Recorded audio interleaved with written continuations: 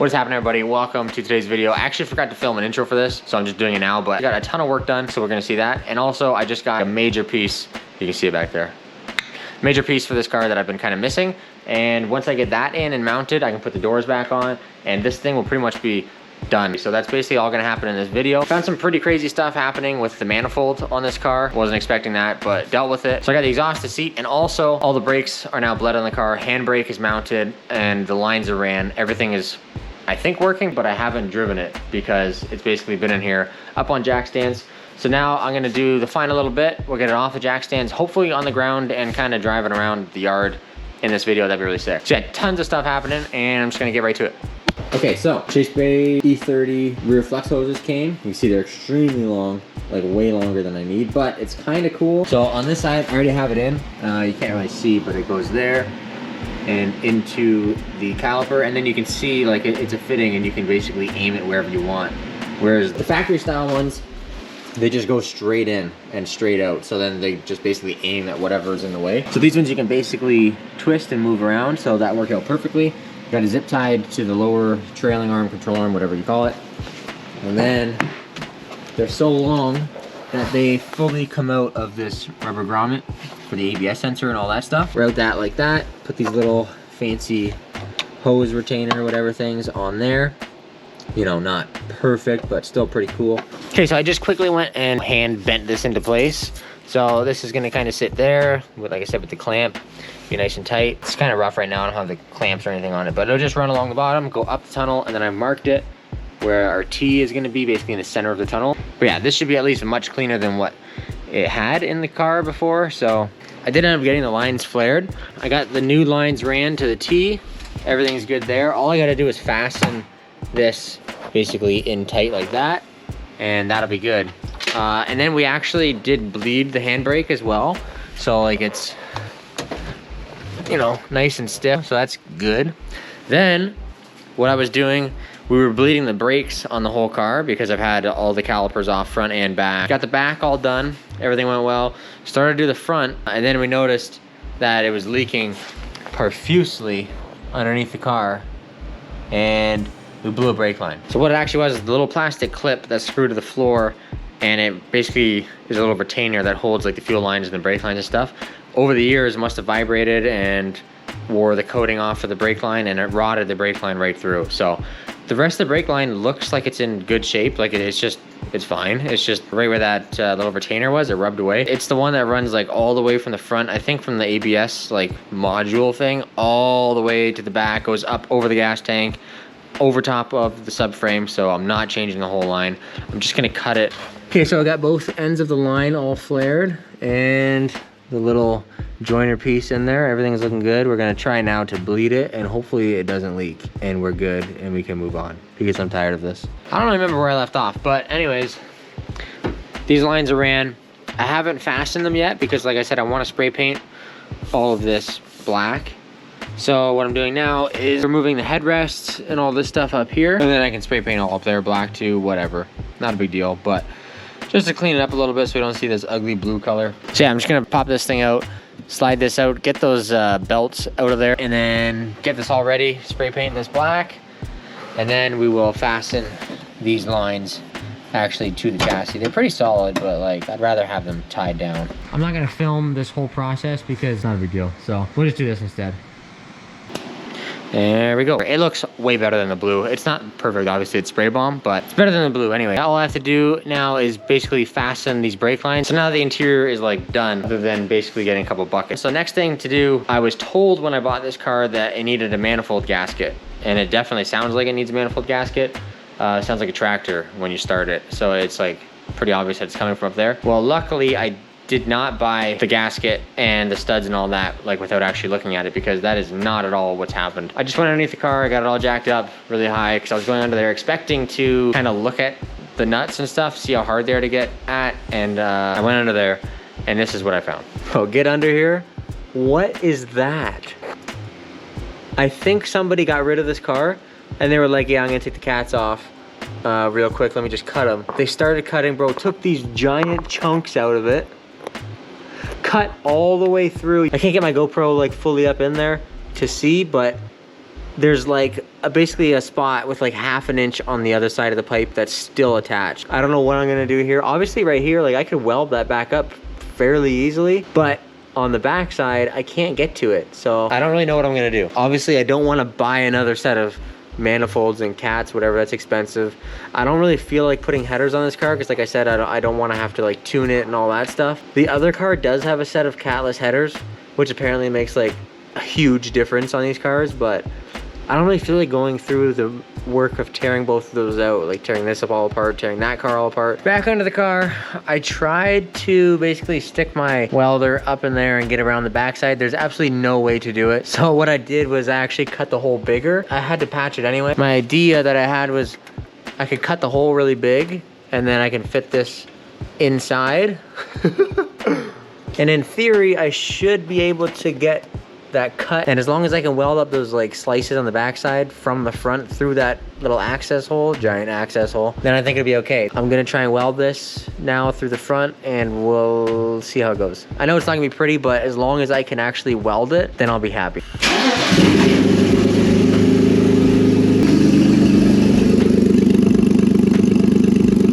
Overall, terrible, but could be much worse. I haven't even started yet. I just finished welding. It looks like it's solid, like should have no leaks, but there's absolutely no saying that the backside is not welded solid because you can't really see it. So we'll fire it up for the first time and I'm sure that it's gonna be awful, but I'm super excited, but also extremely nervous. So we're gonna give it a start now, see what happens, see what it sounds like. Let's pray that it's quiet.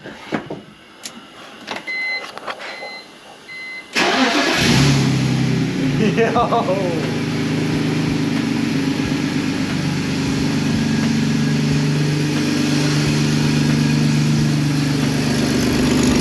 There's definitely still a little leak. That is much better though. You can really tell when you revved it, so.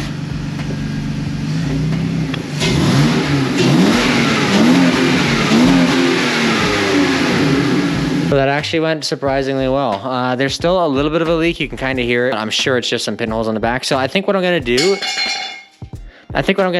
now that I have it like welded solid, I'm gonna buy some of that like JB Weld exhaust cement or whatever and literally just smear it all over the place. Kind of like a seam sealer idea. Considering what it was and what it is now and how it sounds and how it did, I guess that's a success. Now that the exhaust is like fixed, taken care of, it's now the next day and I finally picked up a bucket for this thing. I was not trying to get like a halo style seat, but this was super local. It was like 15 minutes from my house and it was pretty cheap. The guy says that the guy he bought it from said it was authentic. I don't really believe that it's authentic. I didn't pay like authentic price for it. You see it's a little sun faded and stuff. I don't know, it fits me good. It's like pretty comfy and it's nice and tight. Like it's gonna hold me in there because I don't plan on putting harnesses in the car. I'm just gonna run the stock seat belt for now. I've seen people do that and I don't really see the need for me to get harnesses in like this car. The one thing now that I have to figure out is mounting it. I don't want to buy brackets. Universal ones, they never fit, and then like the specific ones, they're like $300 by the time they get to Canada, because everything's cheap in the States, but by the time you ship it and convert it, it's like double the price getting it in Canada. So what I was gonna do was make brackets for it, but I don't really know like how far back I want the seat, how far forward, how far up, how far down, stuff like that. So what I've been working on, I don't know if anybody else has done this or if it's a good idea, but I basically stripped the stock seat off of the stock rails and all of this stuff. So this is basically all the power, like it's adjustable all the way back, all the way forward, and then up and down as well. Obviously the backrest or is these brackets, it doesn't do anything because it's a fixed back, which is what I wanted. So I'm actually gonna just take those brackets off. They don't need to be there. I didn't film any of the tearing this apart. I wish I would have now because I think it's actually gonna work, but I wasn't thinking it was gonna work when I started. It was just kind of like, we'll see what happens. These are the controls, obviously, that go kind of down here. There's a bunch of other plastic parts. This kind of bolts on and holds it. Unfortunately, I couldn't get this thing off. I didn't realize that there was like a hidden bolt way down in here that you couldn't really see when the seat cushion was on. And I ended up like smashing it apart and breaking it. So my plan is rebolt that in there. And then this basically just kind of sits in there. This goes over top of it and covers it all in. That way it kind of hides all this ugliness, because another reason I want to use this is the factory seat is offset, right? So it's not like there's 2 inches on this side, 2 inches on that side. No, it's like there's like 6 inches on this side to the seat, and then there's like 1.5 inches on this side. So it's actually offset to center it with a steering wheel. And instead of figuring out all of that, I just figured this would be easier. I've had it sitting on there. It's definitely gonna work. I had it mounted to these holes in the back, like the lowest ones, but it was still way too high. And by the time I get a helmet, my head would be hitting the headliner, so that's not gonna work. What I'm gonna do is basically use these front holes, which this is how the seat was held on from the factory. It was bolted here and bolted back here. So I don't really see how this is gonna be a bad thing to do, and then I'll still have power. So I think it's kind of cool. Take this little bracket off, probably make a piece of metal. I think I have like some 3/16 like rebar stuff. So I'll make a bracket to come off of here up to the seat, and then I might have to cut this part off because it's actually hitting the back of the seat there, because I need to get it down low. There's some holes down there I could use, or I might just end up welding to this and then bolting the seat to that. Obviously not like 100% ideal, but I think it's kind of cool that it's still gonna be a power seat, but it's also a bucket.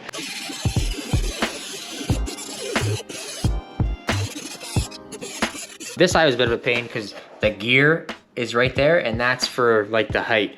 So it is right now maxed out like all the way down, and then the gear goes that way. So that's as high as the gear goes. I basically cut it right above it just so we have no way that the seat's gonna hit that. And then what I did was took these brackets that went here, took those off, and basically I had to trim, you can kind of see like that shape out of it.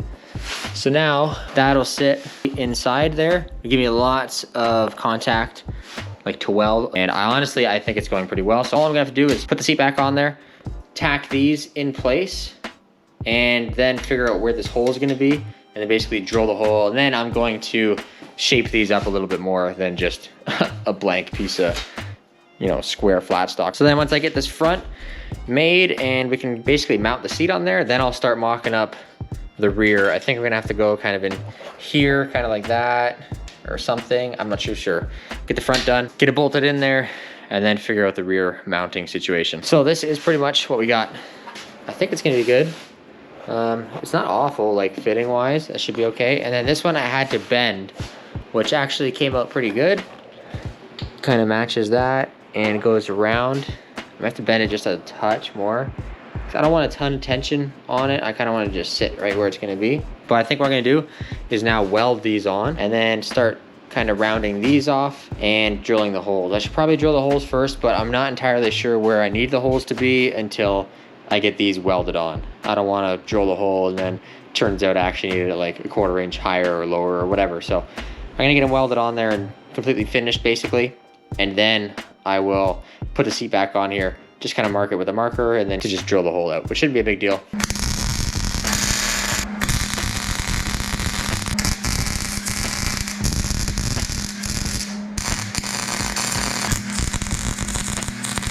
It's pretty much solid, top, bottom, sides, everything's good. Now what I'm gonna do is just put the seat on there. Hopefully it lines up, and we'll get that bolted up and start making the back ones. I got a little thing wedged in there so it gives me my height. Pretty good all the way around. So this is gonna go like that. And I'll weld it all down there, basically around the whole thing. Same thing on the other side, except it's even more offset. You can see like how far in that bracket is. So I had to bend one even more, but not a huge deal. Got it done. Fits up really good. I'm honestly pretty happy with it. And then same thing, just drill the hole, cut it off, and we're good to go. Test fit it in the car, make sure everything's good. It should be good. Then we'll start working on the side piece, and that'll be sick. I'm super excited. I'm pumped about this. I think it's a decent idea. I don't know. I feel like I haven't seen anybody do this. There's gotta be a reason why. Get these welded up, get the seat in the car, and we'll see it work for the first time, hopefully. The seat is in. Everything's mounted. It's not bolted like to the floor, but like it's in the bracket. It fits really well. It's a little bit higher than probably like the normal mount you'd buy. I'm pretty sure with a helmet on, I'll still have plenty of room up there. But this is the coolest part.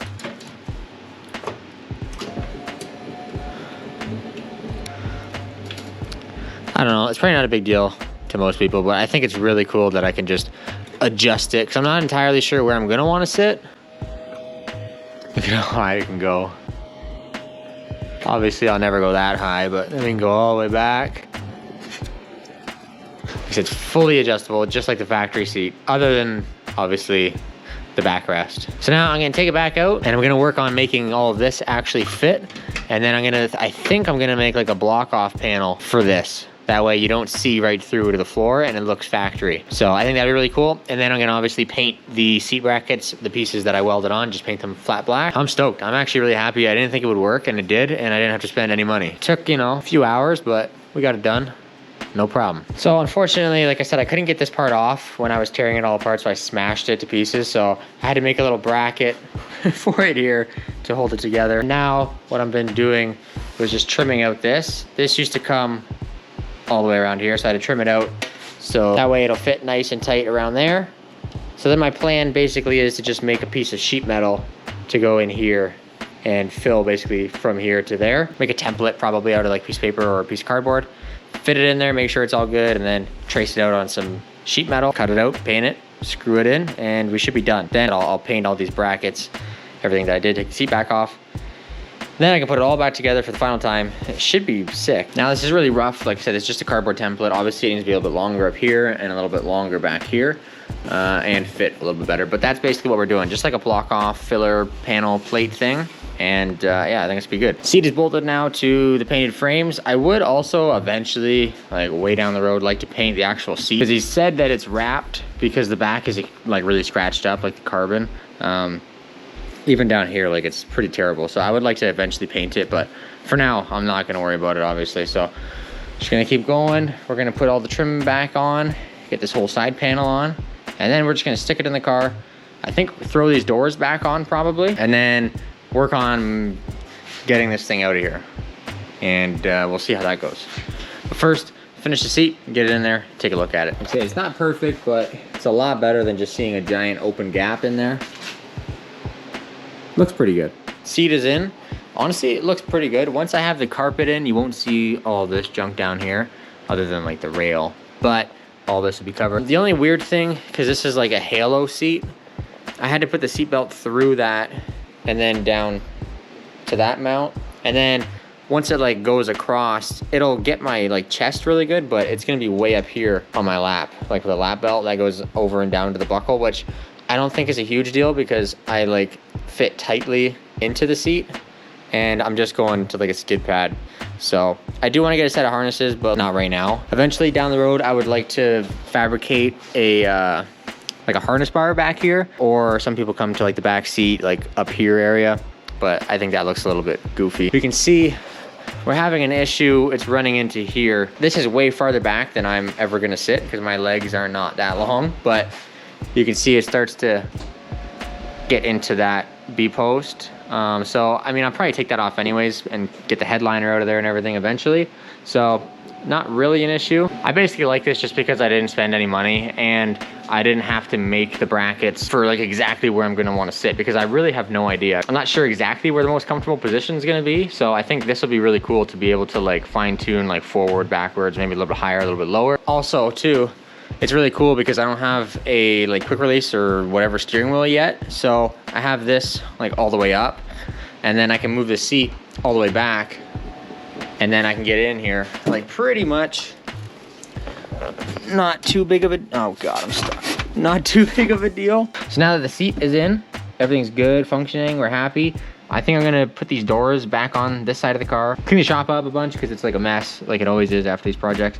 And I'm gonna try and take this thing outside because unless there's something I'm forgetting, I'm pretty sure that we're good to go. I don't know. I'm gonna take it outside, just test the brakes, test the handbrake, just kind of mosey around the yard with it a little bit. Since it doesn't sound like a tractor anymore, it won't really bug my neighbors too much. I wanna test the brakes because the pedal still doesn't feel quite right and I don't really know until I drive it. So we're gonna do that and hopefully we'll see this thing outside next clip.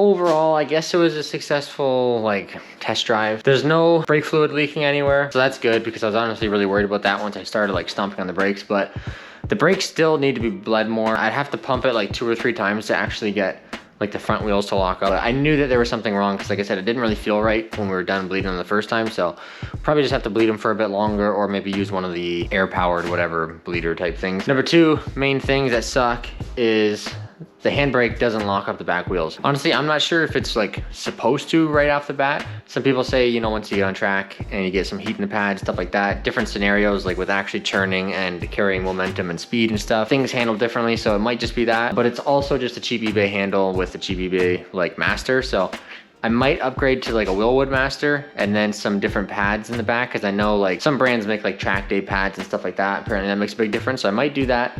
But I think for now I'm probably just gonna leave the handbrake alone, because in a couple weeks we're gonna be going to basically just a skid pad, which is not like a huge necessity to have a handbrake. And like, you know, most people say you should learn to drift without using handbrake anyways. So I might just leave it and worry about the other things. Getting the brakes bled and like feeling properly is gonna be like the #1 thing. And then also when we were out there, the car was getting extremely hot because the fans were not turning on. Luckily, the other car had a fan in it. All I did was take the fan out of that car, put it in this car. The only problem is the fan in that car, for whatever reason, doesn't have like a trigger wire or whatever. It's just power and ground. So right now it's hooked up to this car. So as soon as I hook the battery up, the fan's on, which like isn't a terrible thing, but it's just super annoying. You have to unhook the battery all the time. So I'm probably just gonna wire that up to a switch. That way it's convenient, you can just flip the switch every time you get in it or whatever. But other than that, I mean, I'm pretty happy. The seat was actually really comfortable, because I do want to take the seat back out, and that way I can actually put the carpets in, because that was one big thing that I wanted to do, was keep the carpets in the front, just because it looks like garbage like that. They have just like a styrofoam block taking up a huge cavity in the floor, and I don't like that. So I'm gonna have to take the seat back out and then properly mount the gas pedal, because it's just kind of dangling there, and then I'll put the carpet in, and that'll be fully done. But overall, I mean, it was pretty successful, considering we haven't driven the car at all since I basically got it here, and we swapped all the subframes. Well, pretty much both subframes. Yeah, so now basically we're just down to a few small things. Pretty much I just want to change the oil and finish bleeding the brakes, and I might buy a Willwood master for that handbrake. I'm not entirely sure though. That's kind of like a maybe thing. And then the final thing that I want to do is I do want to buy adapters for the back wheels, so that way I can match the front wheels, because I think they actually look pretty good, the Model 6s. Big fan. I think it looked pretty cool actually when I was outside. Cool to see it like not in a garage. I would like to get those and then do those other little things that I've been mentioning, and we should be hopefully good to like drift this thing. It'd be really cool. We're going to a skid pad April 29th, I believe. I'm really stoked on it because I've never done anything like that before, so this will be my first experience, and with this thing, hopefully it doesn't let me down. Yeah, we'll see. So I'm just gonna end the video right there. Thank you guys for watching. I appreciate it as always. If you want to give it a thumbs up, that'd be sick, or subscribe if you're not, it'd be much appreciated. But yeah, that's gonna do it for this one. I'll see you in the next one.